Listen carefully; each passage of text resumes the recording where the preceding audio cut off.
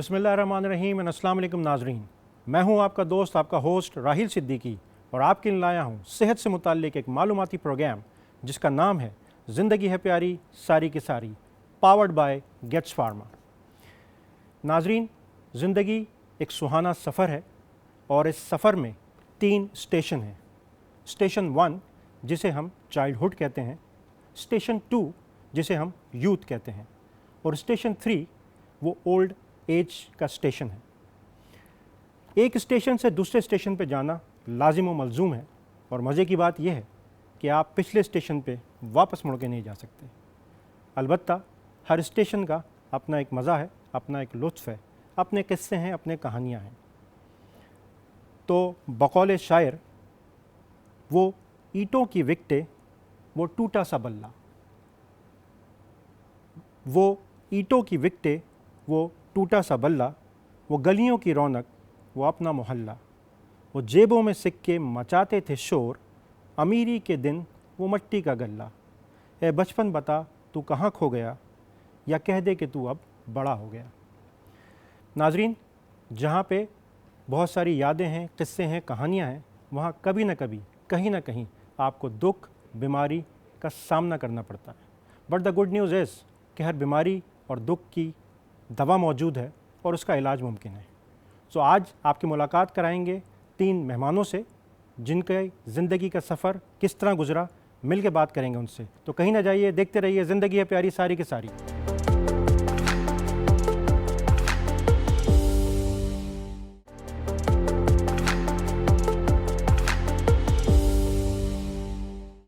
Welcome back नाजरीन। Break पे जाने से पहले हम बात कर रहे थे अपने मेहमान डॉक्टरों की। आइए मुलाकात करते हैं। हमारे साथ मौजूद हैं मुल्क का बहुत बड़ा नाम प्रोफेसर एमरीटा तस्नीम अहसन। आपका ताल्लुक़ JPMC कराची से है। मेडिसिन इंस्टीट्यूट और OMI हॉस्पिटल में आप कंसल्टेंट एंडोक्रिनोलॉजिस्ट अपनी खिदमत अंजाम दे रही हैं। Madam, welcome to our show. Thank you. आपके साथ तशरीफ़ फरमा है प्रोफेसर डॉक्टर रेहान उमर सिद्दीकी। आपका ताल्लुक़ यूनाइटेड हॉस्पिटल और लाइफ हेल्थ केयर क्लिनिक से है। वहाँ आप as a consultant interventional cardiologist और कार्डियो मेटाबॉलिक एक्सपर्ट के तौर पर अपनी खिदमत अंजाम दे रहे हैं। Thank you very much for joining us doctor साहब। Thank you. अस्सलाम वालेकुम। आपके साथ मौजूद हैं मिस माहा मंसूर अली।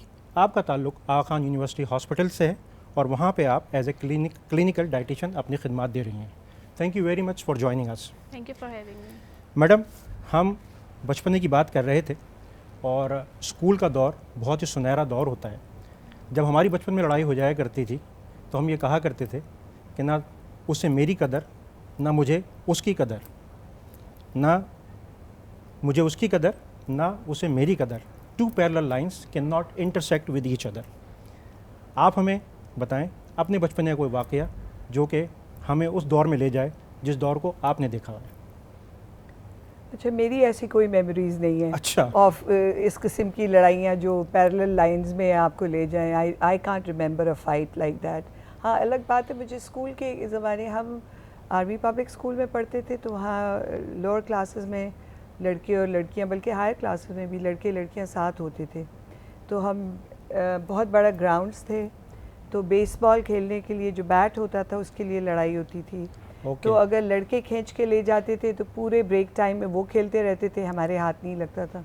सो वो लड़ाइयाँ मैंने बहुत की हैं। मारपीट के लड़कों के साथ और बेस छीना है और लड़कियों को ला के दिया है, बस। ठीक है, ऐसी लड़ाई।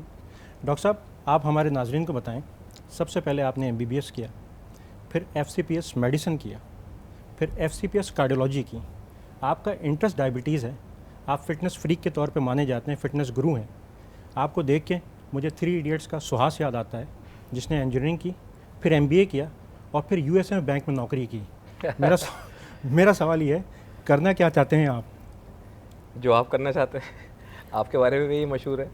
बहरहाल, मुझे बेसिकली बचपन से डॉक्टर बनने का शौक़ तो था ही, और जब मैंने FCPS मेडिसिन किया तो I was enjoying my life very much. लेकिन मुझे वो जो एक पर्ची होती है जिससे हमारी ज़बान में स्लिप, उसको ECG कहते हैं, तो आई यूज़ टू गेट फैसिनेटेड कि जब वो किसी कार्डियोलॉजिस्ट के पास जाती थी, वो स्लिप वो 1 सेकंड में, एक ही ग्लैंस में देख के वो बता देता था कि पेशेंट को ये है। अच्छा। तो वहाँ जाके मुझे हुआ, यार मतलब ये एक पर्ची को पढ़ के उसने, एक स्लिप को एक ग्लैंस में देख के उसने कैसे बता दिया कि इस पेशेंट को हार्ट अटैक हो रहा है या एंजाइना हो रहा है, तो लेट्स डू इट। तो हम उसमें भी आ गए। डायबिटीज़ तो खैर इट वॉज माई बेबी, उसी की प्रैक्टिस कर रहा था। मेरे जो उस्ताद मोहतरम थे उन्होंने मुझे डायबिटीज़ ही सिखाई थी मेडिसिन की फेलोशिप के दौरान भी। अच्छा। तो वो हम डायबिटीज़ से साथ साथ चलता रहा। And I am luckily fortunately one of those very few physicians जो कार्डियोलॉजी और डायबिटीज़ दोनों को साथ लेके चल रहे हैं। मैडम, कल की बात है, हम एक शादी में जा रहे थे। रेहान भाई, आप भी रिकॉल करेंगे, हमारे कॉमन दोस्त हैं डॉक्टर अदनान अमीन, उनकी बेटी की शादी थी। तो मेरी बेगम ने मुझसे कहा कि मेरी तस्वीर खींच दें। मैंने उनकी तस्वीर खींची तो उन्होंने कहा तस्वीर अच्छी नहीं आ रही, क्या वजह है? मैंने कहा बैकग्राउंड का मसला लगता है। उन्होंने कहा नहीं, कोई और मसला है।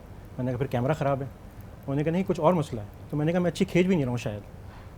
आप हमारे नाज़रीन को बताएं कि वो क्या ऐसा खाएं पिएँ कि तस्वीर अच्छी हो जाए उनकी। देखिए बेसिकली ये होता है कि सबसे ज़्यादा तो बेहतरीन जो हमारे लिए एंटीऑक्सीडेंट होता है वो पानी है, ठीक है। ठीक है। पानी जितना ज़्यादा इस्तेमाल करेंगे उतने आपके बॉडी के समझेंगे जितनी भी गंदे टॉक्सिन्स हैं वो सब आपके रिलीज़ आउट होते हैं। जब आपकी बॉडी की सफाई अच्छी होगी तो ऑब्वियस सी बात है हमारी स्किन के अंदर अच्छा ग्लो भी आता है। दूसरा ये कि फ़्रेश चीज़ें आप जितनी ज़्यादा इस्तेमाल कर सकते हैं, डार्क कलर की जो चीज़ें हैं, जो कलर्ड फ्रूट्स एंड वेजिटेबल्स हैं, उनका इस्तेमाल आप ज़्यादा रखें, वो आपके लिए ज़्यादा बेनिफिशियल होती हैं। बिल्कुल ठीक है। मैडम, आपके साथ एक ट्रिकी क्वेश्चन है कि what is the easiest way to kill someone with diabetes? Feed them. Feed them or it's a piece of cake? Feed them unlimited. So खाना बहुत अच्छी चीज़ है, उसके बगैर तो इंसान ज़िंदा रहने का कॉन्सेप्ट ही नहीं है। लेकिन खाना क्या चाहिए? खाना वो चीज़ें चाहिए जो आपकी सेहत को प्रमोट करे और आपकी ज़िंदगी को तवालत दे, बजाय इसके कि आप खाना इस तरह खाएं कि आप मरने की तरफ अपने आप को लेके जाएं। सो अनफॉर्चुनेटली हमारा कुछ लाइफस्टाइल ऐसा बना है खाने के अलावा भी कि हर कोई खा रहा पी रहा है मरने के लिए, जीने के लिए नहीं। Madam, what is the role of big item in diabetes? So anything that comes out of the bakery is not good because mostly वो कार्बोहाइड्रेट पे बेस्ड है। एक्सेप्ट कि अगर आपने कुछ ना कुछ कार्बोहाइड्रेट तो खाना ही है, तो अगर आप मल्टीग्रेन ब्रेड ले रहे हैं या मल्टीग्रेन बन ले रहे हैं और वो आपका एक कार्बोहाइड्रेट का सोर्स है, तो that's about the only thing जो कि बेकरी से निकलती है और वो अगेन इन मॉडरेशन आपके सेहत के लिए अच्छी है। आजकल जो है सडन डेथ बहुत ज़्यादा देखने में आती हैं, यंग डेथ्स हैं। पता चला कि जी खड़े खड़े गिरे और हार्ट अटैक हो गया।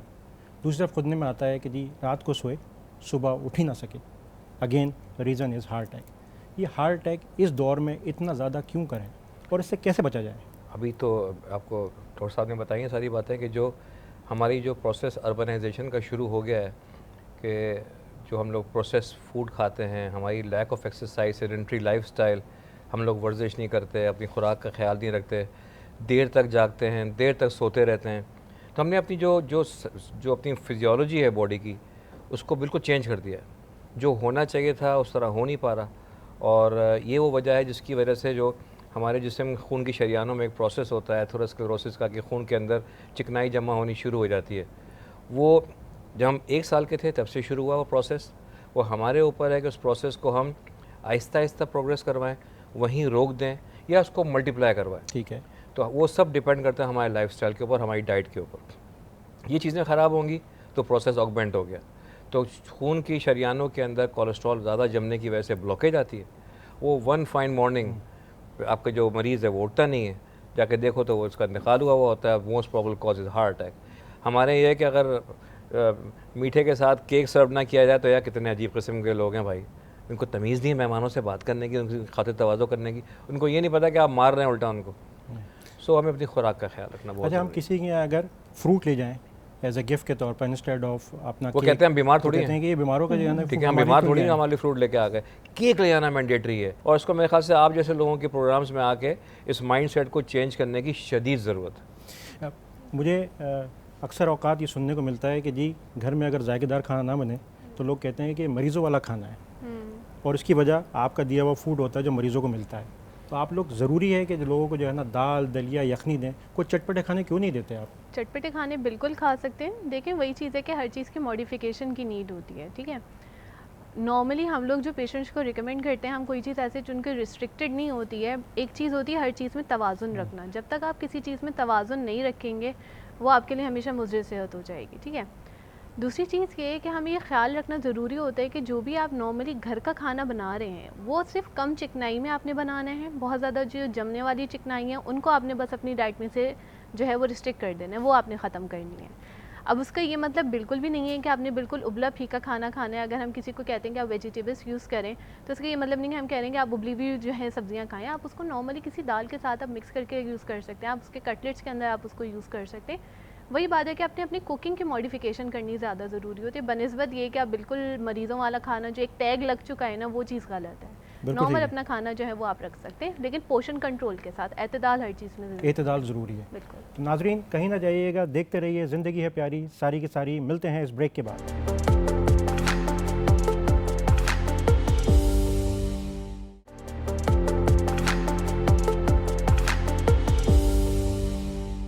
वेलकम बैक नाजरीन। ब्रेक पे जाने से पहले हम बात कर रहे थे अपने मेहमान डॉक्टरों के साथ। रेहान भाई, हमारे नाजरीन को ये बताएं कि ये फ़िटनेस गुरु बनने का ख्याल आपके दिमाग में किस तरह आया? Basically I have always been a sportsman all my life, और इसका सेहरा हम दोनों के म्यूचुअल स्कूल के डीपी को जाता है। हाँ, डीपी साहब आपने खूब याद कराया। जी बिल्कुल, हमारे जी, जो उनका आइकॉनिक जुमला आपको याद है? हाँ, मार मार के जो है मार वो मार के तुम्हारा दम निकाल दम दूंगा मैं। निकाल। तो वो बचपन से मैं स्पोर्ट्स में आ रहा हूँ, और तो उसके बाद फिर मैंने सोचा कब तक, आखिर कब तक, थोड़ा चलो सांस फूल रहा है। तो उसके बाद मैंने सोचा नहीं यार कुछ करना चाहिए, let's get back to where I was. तो फिर मैंने अमेरिका जाके थोड़ी सी ट्रेनिंग ली, high intensity interval training. Really? जी जी। अच्छा, हाँ, ये तो मैं नहीं पता। जी जी, मैं मायामी में मेरे कोचेज़ हैं जिनसे मैंने ट्रेनिंग की। फिर यहाँ पर मियामी में तो स्विमिंग होती है, आप वहाँ पे स्विमिंग भी अच्छा, की ऑफ कोर्स। वहाँ ओके। तो बड़ा कुछ होता है, लेकिन बड़ा कुछ नहीं किया, मैं एक्सरसाइज की बहुत जाके। मैं नाजरीन को बता चलूँ कि मैं और रेहान भाई एक ही स्कूल से पढ़े हुए हैं। हमारी एक बहुत बड़ी कम्युनिटी है, पाकिस्तान एम्बेसी स्कूल जद्दा। गो के हमारा डिफरेंस काफ़ी है, बट बहुत सारी यादें हमारी छोटा जद्दा के साथ हैं, हमारे अपने स्कूल के साथ हैं। मैडम आगे बढ़ते हैं। हमारे एक दोस्त ने ये सोचा कि 2 वीक की डाइटिंग करें। सो डाइटिंग के बाद हमसे पूछा कि तुमने क्या लूज़ किया, तो उसने कहा all I have lost is 14 days. ये एक जनरल कॉन्सेप्ट है कि missing meal during the day is favourable to control diabetes and weight. आप इसके मुताल्लिक क्या कहेंगे? बेसिकली इसका रूल ये है कि और ये कैलकुलेशंस हैं कि आप वेट के हिसाब से, एज के हिसाब से, जेंडर के हिसाब से, आप और आपके काम का जो रूटीन है उसके हिसाब से आपकी 24 आवर्स में कितनी कैलोरी रिक्वायरमेंट है वो कैलकुलेट किया जाए। और अगर आपने वेट लूज़ करना है तो उससे कम से कम 500 कैलोरीज माइनस की जाए, इससे ज़्यादा भी की जा सकती है। बाकी आप एक इंटरमिटेंट फास्टिंग आजकल बहुत पॉपुलर है कि लोग 16 घंटे नहीं खाते हैं, बाकी वक्त खाते हैं जो खा सकते और हैं। मैडम उसमें सब कुछ खा लेते हैं, ये सही है? जी, उसमें डिपेंड करता है कि आपको कितनी चाहत है खाने की। मैं आपको इस पर एक मज़ेदार किस्सा सुनाऊँ। मेरे पास एक स्कूल के प्रिंसिपल आए और कहने लगे कि मुझे, मेरे बेटे की शादी होने वाली है, तो मुझे जो है ना अपना 15 किलो कम करना है, आपको मैं 1 महीना देता हूँ। तो मैंने उनको समझाया ऐसा नहीं होता, इसमें मोटिवेशन के साथ साथ आपको इससे लाइफ टाइम कमिटमेंट। तो उन्होंने पूरे 3 दिन मेरे साथ एक्सरसाइज की, और चौथे दिन ये कह के नहीं आया कि मेरा 3 दिन में 1 किलो भी कम नहीं हुआ। सो ही लेफ्ट। तो कहने का मकसद ये है कि भाई इस नॉट ऑफ इस तरह नहीं करना कि आपको 3 दिन में आपका वज़न कम करना है, आपने मुस्तकिल करनी है। अल्लाह को हर वो चीज़ पसंद है जो आप बेशक थोड़ा थोड़ा करें, लेकिन मुस्तकिल करते रहें, जज्बाती फैसले ना करें। मैडम हमारे नाजरीन को जब पता लगा कि आप इस शो में आ रही हैं, क्योंकि anybody who wants to see you books today and get an appointment 3 months ahead, तो एक सवाल जो बहुत तादाद में हमारे पास आया। ऐसी बात नहीं है। अच्छा ठीक है, मैं अपने अल्फाज वापस लेता हूँ। मैडम की मसरूफियत अपनी जगह पे है, बट प्रायोरिटी पे जो इमरजेंसी है उसको ज़रूर देखती हैं। मैडम सवाल ये है कि जब आप थायरॉक्सिन रेकमेंड करती हैं किसी पेशेंट को, तो ये एडवाइस करती हैं कि उसे खाली पेट खाना है और इस दरमियान कोई दूसरी दवा नहीं लेनी, विच मीन्स कि जी 45 मिनट से 1 घंटे तक का आपने वक्फा देना है। एक डायबिटिक पेशेंट है और उसने फिर डायबिटीज़ की दवाइयाँ भी लेनी है, उसको गर्ड का भी प्रॉब्लम है और गर्ड की दवा भी उसको जो है वो खाली पेट खानी पड़ती है, विच मीन्स कि 2-2.5 घंटे वो कुछ नहीं खा रहा। लोगों का कहना ये है कि मैडम हमें जो है ना रमज़ान से पहले रोज़ों की आदत डलवा रही हैं, आप इसमें क्या कहेंगी मैडम? सो थायरॉक्सिन जो है ये एक हार्मोन है, और बाय द वे ये वेट लॉस के लिए अब्यूज़ भी की जाती है। ओके, तो थायरॉक्सिन को हरगिज़ वेट लॉस के लिए यूज़ नहीं करना ना करें, चाहिए। ठीक है। थायरॉक्सिन सिर्फ उन लोगों के लिए है जिनको थायराइड हार्मोन की कमी है, जो कि हमें टेस्ट से पता चल जाता है। अच्छा, चूँकि ये हार्मोन है, नॉर्मली बॉडी में बड़े रेगुलेटेड अमाउंट में थायरॉक्सिन सिक्रीट होती है, तो बॉडी को ना ज़्यादा पसंद है ना कम पसंद है। और अगर और दवाओं को आप इंक्लूड कर लें तो any other medicine should be remove from thyroxine bye at least 2 hours.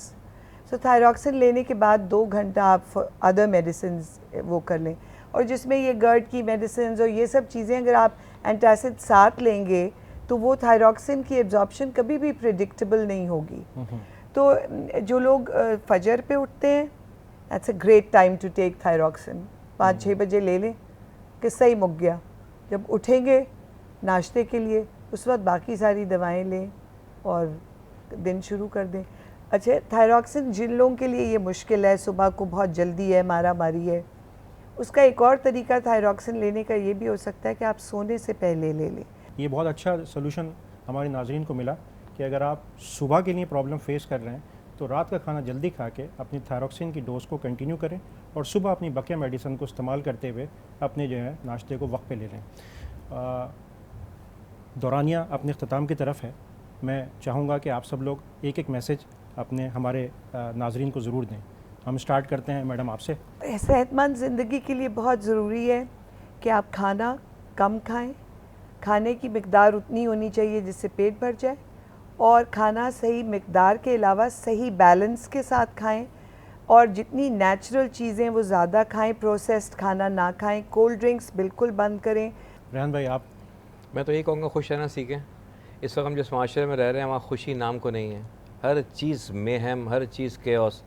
खुश रहने की कोशिश करें, और खुश रहने का as a doctor, as a cross fitter, मैं सबसे बेहतरीन तरीका ये समझता हूँ कि जिसके ज़रिए हमारे जिस्म का एक नेचुरल हार्मोन निकलते हैं, उनको हम कहते हैं endorphins.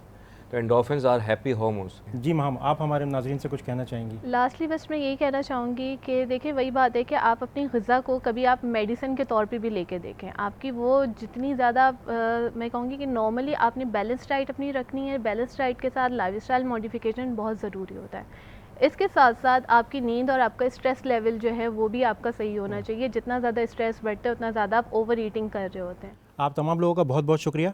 Thank you very much for giving us your precious time. नाजरीन, इसके साथ ही अपने दोस्त राहिल सिद्दीकी को इजाज़त दें। इंशाअल्लाह जल्द मुलाकात होगी। तब तक के लिए अल्लाह हाफ़िज़।